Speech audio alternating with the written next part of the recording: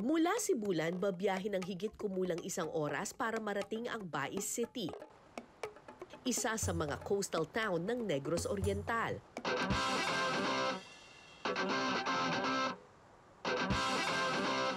Bukod sa sikat na dolphin watching sa lugar,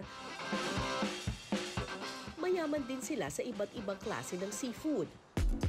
Isa na rito ang fan mussel o talab kung tawagin ng mga taga-Bais. Tinatawag din itong pen shell at minsan giant tahong.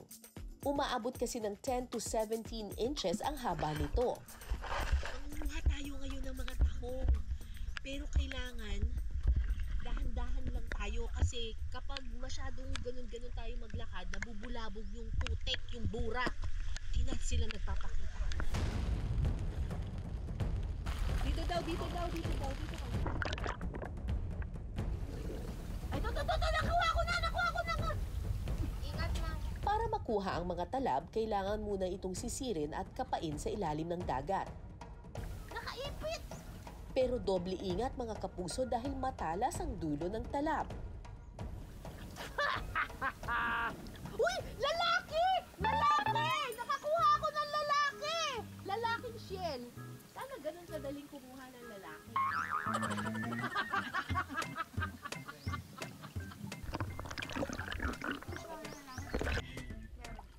Ang daming lalaki dito!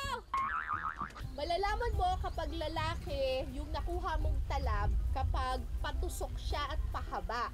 Pag babae, parang pamaypay. Masikip! Kuha ka!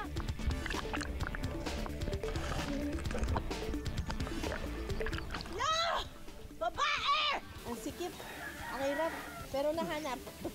Ito lang pala ang nakalabas sa kanya, itong dulo, no?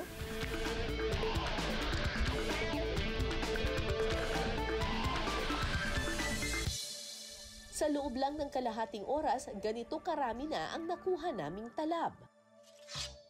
Ang talab, perfect daw gawing sisig. Una natin gagawin ay lilinisan natin ang talab. Sa paglilinis ng talab, bubuksan ng shell para makuha ang laman.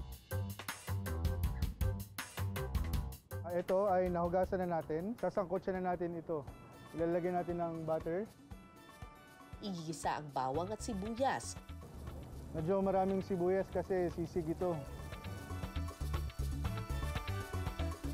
Sunod na ilalagay ang luya, bell pepper at sili. Sasangkotsa lang natin to hanggang lumabas yung kaniyang aroma bago natin ilagay yung ating talab. Yung talab, masarap siya isisig kasi para siyang oyster, seafood. Importante, maluto muna natin yung ating mga sangkap bago natin ilagay yung seafood kasi yung seafood, mabilis lang siya maluto. Kapag luto na ang mga sangkap, ilalagay na ang talab. At saka titimplahan ng asin, paminta, oyster sauce at toyo. Konting hot sauce at calamansi.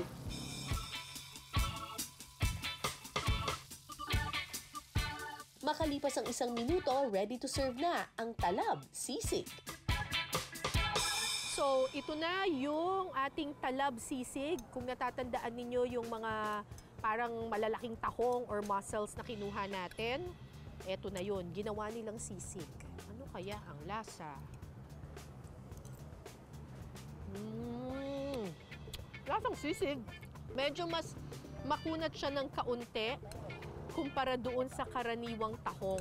Meron siyang konting aftertaste at saka lansa, pero mabuti na lang na nilagyan nila ng mga sibuyas, bell pepper at saka yung kalamansi para matanggal yung lansa niya. Pwedeng pampulutan itong dish na to.